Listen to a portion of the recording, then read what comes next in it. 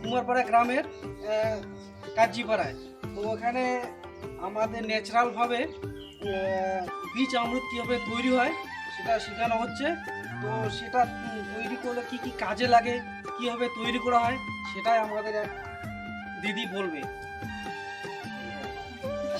এখানে 20 লিটার জল, জলের মধ্যে 5 কিলো গোবর আর 5 লিটার গোমূত্র, তারপরে এটা বাইন্ধে লাঠি দিয়ে এটা ভিজিয়ে রেখে এটা চিপতে হয়। চিপে তারপরে চুনা দিয়ে অল্প চুনা, তারপরে অল্প মাটি মাটি তারপর এটা দিয়ে কি হবে?